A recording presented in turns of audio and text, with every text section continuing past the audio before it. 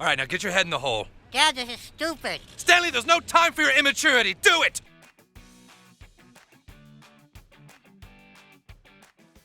Number 20. Turning Kenny's neighborhood into a SodoSopa. The truth is there's something we're lacking as a community, and it's time we all faced it. What this town needs is a Whole Foods. It only took an overwhelming desire to get a Whole Foods in South Park to destroy Kenny's neighborhood and a long-time restaurant's business. Hey, what are you people doing? We're gentrifying. It's all good. With help from the residents, the mayor funds a gentrification project meant to attract more affluent hipsters and businesses in hopes to impress the folks at Whole Foods. The entire fiasco highlights just how out of touch Mayor McDaniels, Randy, and many others are to those who are less fortunate than themselves. I've never seen a town put so much energy into displaying an exaggerated sense of social consciousness. Congratulations, you have your Whole Foods. Sure, the town does eventually get their supermarket, but only at the expense of both Kenny's family and the poor City Walk owner. Number 19. Randy buys a Blockbuster. We are going into business for ourselves. You are all looking at the new owner of Blockbuster Video. Blockbuster Video? It's somewhat common knowledge that today, streaming services have all but replaced physical mediums like VHS and DVD. So it comes as a massive surprise to both his wife and kids that Randy decides to purchase and reopen a Blockbuster Video store. But you're wrong. The average person still wants to rent movies they can hold in their hands. That alone should be enough to put him in the dumbest decisions ever category. But his naivety knows no bounds as he continues to insist that not only is there a demand for his store, but he forces the whole family to work there. Of all Randy's bad choices, this has to rank as one of the worst. Yet, as dumb as Randy's decision was, we can at least give props for the awesome tribute to The Shining the episode gave us. Number 18. Abandon their kids to protest a TV show. One of the earliest shticks of South Park was flipping the narrative to show how the kids always seemed to be more intelligent than the parents. It only took 6 episodes before we saw the most glaring example of this. Young man, you are not to watch that show anymore. It's immature toilet humor. When Kyle's mom learns of the boys' love of Terrence and Phillip, she convinces all the parents in town to protest the network airing the show. With all the adults gone, the kids are left to fend for themselves. The episode shows how the parents seem more interested in fighting causes to help their kids versus actually taking care of them. Number 17. Purposely giving their kids chickenpox. Chickenpox is a common disease that can be far more serious as an adult than a child. But does that really excuse purposely exposing kids to a virus? But I started thinking that we should intentionally have our boys play with a child who has the chickenpox. Let them get it now while they're young. That's not crazy at all, Sharon. Such is the case in South Park, when Kenny catches the disease and the parents decide to send the other children over to his place to try and expose them to it. The boys learn about this and find a way to creatively get back at their parents for their deception. It's some kind of parental conspiracy. Our parents are trying to kill us or something. We'd like to think the parents were just trying to do what they thought was best, but come on, there's vaccines for that now. You little rascals! Well, I guess it serves us right. Number 16. Randy purposely contracts testicular cancer. There was a time when marijuana could only be legally obtained through a card issued by a doctor. Oh, that's dumb. So when Randy learns he can get weed if he has cancer, he goes to extreme lengths to purposely give himself the disease, all in the name of getting high. Just gonna get a little bit of cancer, Stan. Others follow suit, and before you know it, they all end up with testicular cancer. They literally bounce around with joy, high as a kite. All of this just to get their hands on some pot. Clearly, none of these dads considered how bad things can get when you contract cancer. Well, I gotta admit, it's a lot easier to get inside doors with my little prosthetic balls. Number 15. Randy gets in Little League fights. For what? Arresting me for what? I'm not allowed to stand up for myself? I thought this was America. Huh? Isn't this America? I'm sorry, I thought this was America. If you've ever had kids who play in Little League Baseball, you've probably seen dads just like Randy. They trash talk and are overly obnoxious whilst everyone else is just trying to enjoy the game. That in itself is annoying, but not unexpected. Come on, let's go. I'm right here. Randy, however, takes it to a new level by picking fights with other dads, resulting in physical violence. It's fine to want to support your kids' extracurricular activities, but purposely goading other parents for the sake of a fistfight is not the way to go. Number 14. Obsessing over true crime shows. How many times have you heard about kids being concerned about violent images on television triggering similar behavior in kids? What if the story were flipped, and it was the kids who were so worried about what their moms and dads were watching? How is this stuff allowed to stay on the air? It's an incredibly clever switch-up, yet showcases how truly dumbfounding the parents in this town can be. Randy, Sharon, and countless other parents become overly obsessed with crime reenactment shows. Yes, Dan, these are based on real things. This is like news. It's informative. Parents like informative stuff. The great lengths they go to try and get back their crime shows really highlights how truly dumb these so-called adults really are. Number 13. Clyde's mom falling in a toilet. What is that? A toilet? Leave it to South Park to find a hilarious way to mock one of the oldest debates among men and women, putting the toilet seat down. Some argue that if putting the toilet seat down is a big deal for you, why not just do it yourself when using the restroom? Others argue that in the middle of the night, you may not notice it and end up sitting in toilet water. It's the latter of these two which South Park chose to mock. What have I told you about putting the toilet seat down after you go to the bathroom? Mom, I'm in class. How many times do I have to tell you, Clyde? I was trying to get ready for work and the toilet seat was up again! Betsy, come back home. It's just not that big a deal. No, Roger, it's a disgusting habit and I am sick and tired of it! Clyde's mom is apparently so incredibly naive that she actually gets stuck in the toilet and dies. Yes, the toilet seat thing can be annoying, but come on, Betsy, really? Number 12. Forcing conversion therapy. An inappropriate photo of Butters triggers his father to claim the young boy is confused about his sexuality and sends him to a conversion therapy camp. Butters himself has no idea what the camp is really for. While there, he continues to be disoriented by their military-like behavior of the staff and the repeated attempts by other confused kids to end their stay once and for all. None of the adults or parents seem to have any clue about the damage or hurt they are causing. By the end of it, Butters stands clear and tall, making it known that it is the parents and counselors who are confused. You know what I think? I think maybe you're the ones who are confused. Yeah. Number 11. Ignoring ManBearPig's attacks. Truth be told, this could be said of both the parents and kids, but let's focus on the former. ManBearPig has always served as a stand-in for climate change within the bounds of South Park. During a two-parter in Season 22, MBP goes on a rampage, killing a bunch of locals. Despite their horrific deaths, law enforcement, many of the parents, and other adults alike continue to deny that MBP is real. Everyone wants to use the fear of a ManBearPig to get what they want. A massive destructive force is literally tearing people to shreds, and they continue to question its legitimacy? Nothing is more confusing than continuing to deny something is real when everything around you says otherwise. There's definitely evidence that all the death and destruction around us is due to a ManBearPig. But no exact correlation to a ManBearPig. Definitely not, and that's why we're all here to try to pinpoint. When should I start to worry? Number 10. Electing a hand puppet as mayor.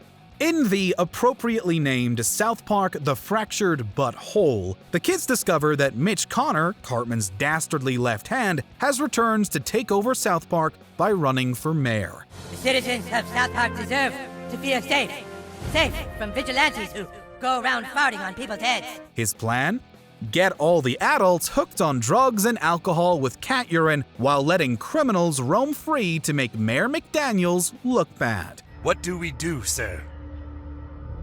Just keep getting the product into people's drugs and alcohol. I'll handle the vigilante. His plan succeeds in the first timeline, but when the new kid rewinds time, the kids manage to expose Mitch's plan before his inauguration. Although, let's be honest, this was Cartman's doing the whole time. Rather than analyze their stupidity and overindulgence, the adults all choose to disperse in search of clean drugs and alcohol. If only that really exists. Come on, everybody. Let's go get clean drugs and alcohol from the next town over. Number 9. Getting Earth blocked off. Yeah! All right, you got him, son! After bringing down a notorious space criminal, the adults find themselves stuck with a ludicrous amount of space cash. Space cash. However, instead of reporting and returning it to the Intergalactic Police, they choose to keep the stolen cash for themselves, lie to the police, and begin using it as their own currency. Oh, no, China. We get to keep the ship. Because we killed the alien, you boner. Oh, come on, England. You got just as much of the space cash as everyone else. As it turns out, the criminal and his space cash were all part of a test to see if Earth was eligible to become a part of an elite legion of intergalactic societies. These are not space cops. There is no space jail, and space cash is only worth what you as a planet decided it was worth. Citing their greed and self-indulgent behavior, the criminal, who is revealed to be an ambassador of the Legion, isolates Earth from the rest of the universe. Well, that sucks. Number 8. Dressing up as ghosts to scare off rich people. When Token manages to get rich families to move to South Park, Garrison becomes irritated with the sudden change and rallies some of the townsfolk to get rid of them. That's the 5th family of them that's moved here. Seems like all of a sudden South Park is being overrun by those types. Hey, what are you saying? What types? You know, those types. Rich people. However, their methods are a little unorthodox, to say the least, as their methods for scaring the rich away involve burning a lowercase t that supposedly stands for Time to leave? To make matters worse, they dress up as ghosts as their last resort to get the rich to leave. While their plan works, unfortunately, the ending implies that Garrison managed to trick the town into temporarily becoming the KKK in a convoluted get-rich-quick scheme. How did nobody realize this sooner? That was it. We just saw the last of them speeding away in a van. All right! Number 7. Explaining the plot of an adult film. When Randy has the boys give the Stotches a rental of Lord of the Rings, he soon discovers he accidentally gave them a pornographic film. And so he and the rest of the parents end up searching for the kids before their innocent eyes experience it. Luckily, they find them. But rather than explaining the problem, Randy chooses to explain the plot in immense detail, leaving the boys speechless. But you must make sure your partner is okay with it before you start doing it. Okay, boys. Do you have any questions? Given that Tolkien watched the movie, we can understand his assumption. But the stupidity lies in his negligence to ask, let alone leave the kids confused.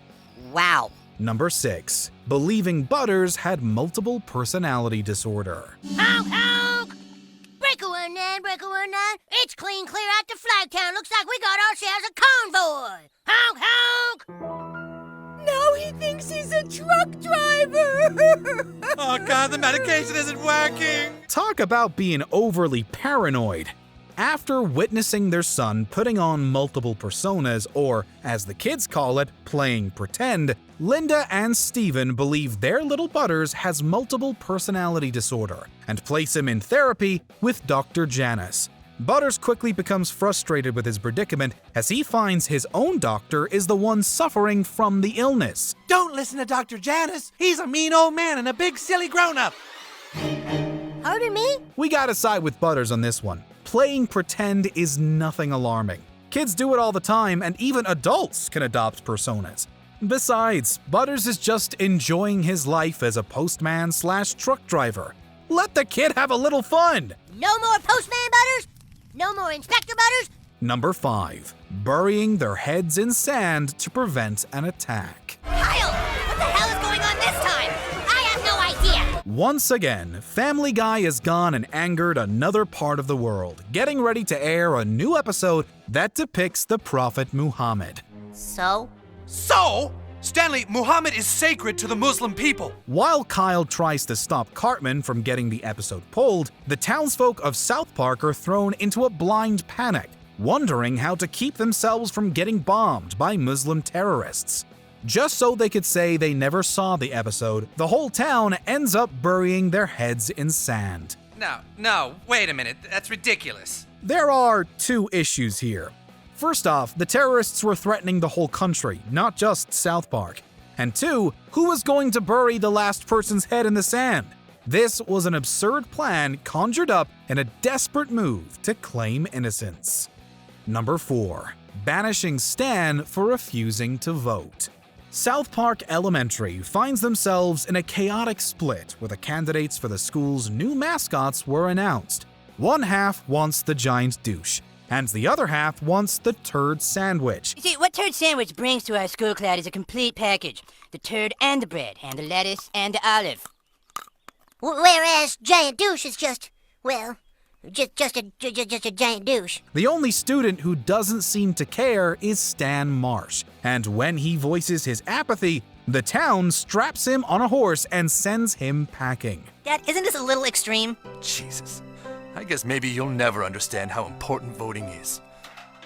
Goodbye, son.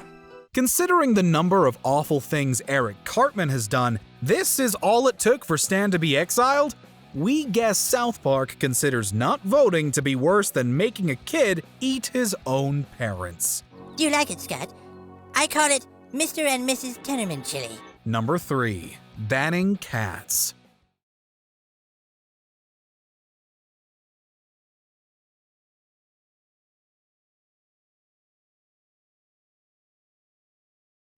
The kids have found a new way to get high, and the drugs are right in their homes. When the adults discover it is possible to get high off of cat urine, they take extreme measures to protect their children, going so far as to straight up ban all cats. Of course, that doesn't stop Kenny from getting hopped up on what is called cheesing, and Cartman ends up housing dozens of cats in his attic. Shh, Mr. Kitty, you have to be quiet, or else they're gonna find you. Clearly, this overblown ban could be foreseen as difficult to enforce. But what else could we expect from the grown-ups at this point? I'll just do it one more time. One last time. Then I'll call the police, have them pick up the cat. And then I'll never do it again. Number 2. Sending their children away. In the episode Child Abduction is Not Funny, the parents of South Park go to great lengths to ensure their kids' safety. Stan, our abduction problems are over. We got the new child tracker.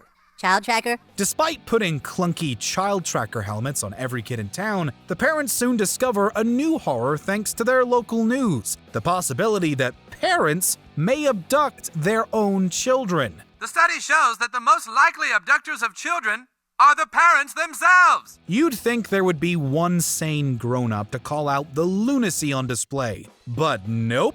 Every kid in South Park is sent away, and Mayor McDaniels hires the City Walk owner to build a massive wall, ensuring nobody will be able to kidnap their kids. And so, we want you to design and build a great wall all around the city.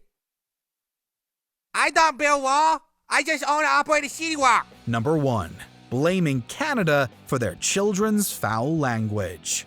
As a result of seeing the very adult Terrence and Phillip movie, every kid in town is swearing and calling each other inappropriate names. Rather than take it upon themselves to be parents and teach their kids why cursing isn't appropriate, the mothers of South Park blame the whole thing on Canada and form an organization, Mothers Against Canada. Blame Canada! Blame Canada! With all their beady little eyes and flapping heads up full of lies. Blame Canada! Blame Canada! The outrage eventually escalates into a war between the US and Canada, and the farting comedians are taken as the US's prisoners. So guys, does it make you nervous to be in America? There are a lot of organizations here that want you arrested for destroying children. Oh, they'd have to find us first. You're right. Now! Terrence and Philip, Mothers Against Canada is placing you under citizen's arrest. This all could have been avoided had they spent a few minutes explaining to their kids what they did was wrong. I'm sorry I didn't pay attention to you, Kyle. Did we miss any major atrocities from the parents in South Park? Feel free to voice your opinion down in the comments. Did you enjoy this video? Check out these other clips from Watch Mojo, and be sure to subscribe and ring the bell to be notified about our latest videos.